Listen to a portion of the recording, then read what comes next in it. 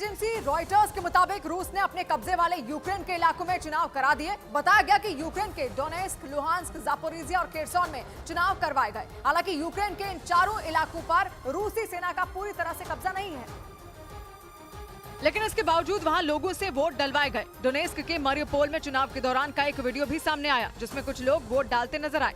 बारी बारी से लोगों ने मतदान किया। यूक्रेन जंग शुरू होने के कुछ वक्त बाद रूस ने यूक्रेन के डोनेस्क, लुहांस्क, जापोरिजिया और खेरसन के ज्यादातर हिस्सों पर कब्जे का दावा किया था। हालांकि पुतिन की फौज पूरी तरह इन चारों इलाकों पर कब्जा नहीं कर पाई। पश्चिमी मीडिया के मुताबिक जेलेंस्की की सेना ने रूस के कब्जे से कई हिस्सों को आजाद भी करवाया, लेकिन अब जब यहाँ चुनाव कराए जाने की बात सामने आई तो यूक्रेन के भी होश उड़ गए।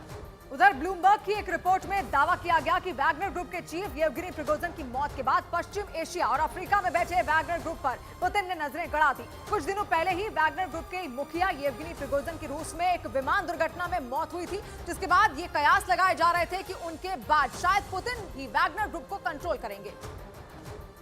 और हुआ भी वही। ब्लूमबर्ग के मुताबिक पुतिन ने वैगनर ग्रुप के साम्राज्य पर कब्जा करने का प्लान तैयार कर लिया। वैगनर ग्रुप को पुतिन की प्राइवेट आर्मी कहा जाता है, लेकिन इसके मुखिया येवगेनी प्रिगोजिन के जून में पुतिन से बगावत के बाद वैगनर ग्रुप को शक की नजर से देखा गया। लेकिन बगावत के ठीक 2 महीने बाद अब जब प्रिगोजिन की मौत हो चुकी है तो दावा किया गया कि पुतिन इस ग्रुप पर पूरा नियंत्रण चाहते हैं। बताया गया कि इसीलिए पश्चिम एशिया और अफ्रीका में बैठे वैगनर ग्रुप पर पुतिन ने नजर गड़ा दी, ताकि जल्द से जल्द वैगनर ग्रुप के लड़ाकों को पूरी तरह अपने पाले में लाया जा सके। इस बीच न्यूज एजेंसी रॉयटर्स के मुताबिक रूस के राष्ट्रपति पुतिन और तुर्की के राष्ट्रपति एर्दोआन की मुलाकात से पहले संयुक्त राष्ट्र ने ग्रेन डील पर रूस को एक प्रस्ताव भेज दिया, जिसका मकसद किसी भी सूरत में रूस को काला सागर में अनाज समझौते पर लौटने के लिए तैयार करना बताया गया।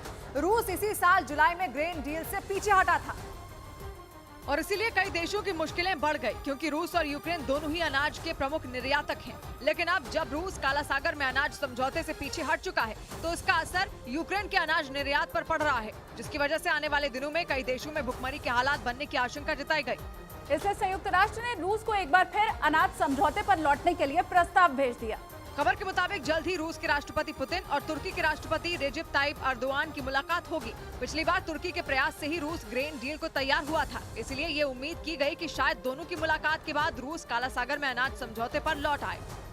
और उधर सीरिया में खस्ताहाल अर्थव्यवस्था से नाराज लोग वहां के अलग अलग शहरों में राष्ट्रपति बशर अल असद के खिलाफ सड़कों पर उतर गए, लेकिन सबसे तेज प्रदर्शन वहां के सुवेदा प्रांत में देखने को मिला, जहां प्रदर्शनकारियों ने सरकार के खिलाफ मोर्चा खोल दिया। वो हाथों में बैनर पोस्टर लेकर सड़कों पर उतर गए और बशर अल असद सरकार के खिलाफ जोरदार नारेबाजी की।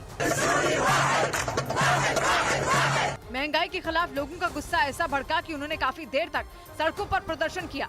पुरुषों के साथ महिलाएं भी प्रदर्शन में शामिल दिखी। प्रदर्शनकारियों ने आरोप लगाया कि सरकार महंगाई को काबू नहीं कर पा रही है। सीरिया में सरकार ने 2 हफ्ते पहले ईंधन की कीमतों में दी जाने वाली सब्सिडी में एक कटौती कर दी, जिसके बाद वहां लोगों का गुस्सा सरकार के खिलाफ फूट पड़ा और वो सड़कों पर उतर गए। 2 हफ्ते पहले शुरू हुआ प्रदर्शन अब और तेज हो गया। प्रदर्शनकारियों ने राष्ट्रपति को सत्ता से हटाने के लिए पूरी ताकत झोंक दी। इस बीच पश्चिमी मीडिया के मुताबिक यूरोपियन यूनियन ने इस साल के अंत तक यूक्रेन के 40,000 सैनिकों को ट्रेनिंग देने की घोषणा कर दी। 27 देशों का संगठन EU यानी यूरोपियन यूनियन जंग की शुरुआत से ही रूस के खिलाफ यूक्रेन की मदद करता आया है, जिसमें यूक्रेन के सैनिकों को यूरोपियन यूनियन की तरफ से जंग की ट्रेनिंग भी दी जाती है। यूरोपियन यूनियन ने पिछले साल नवंबर महीने में यूक्रेन के 15,000 सैनिकों को ट्रेनिंग देने के साथ ही इस मिशन की शुरुआत की थी। 3 महीने बाद उस लक्ष्य को बढ़ाकर 30,000 कर दिया गया। लेकिन यूरोपियन यूनियन के foreign policy chief Joseph Boral के मुताबिक अब इस साल के अंत तक यूक्रेन के 40,000 सैनिकों को जंग के लिए तैयार किया जाएगा। दावा किया गया कि यूरोपियन यूनियन अपने इस मिशन के तहत यूक्रेन के करीब 25,000 सैनिकों को ट्रेनिंग दे चुका है, जो जंग में रूस की फौज पर कहर बनकर टूट रहे हैं।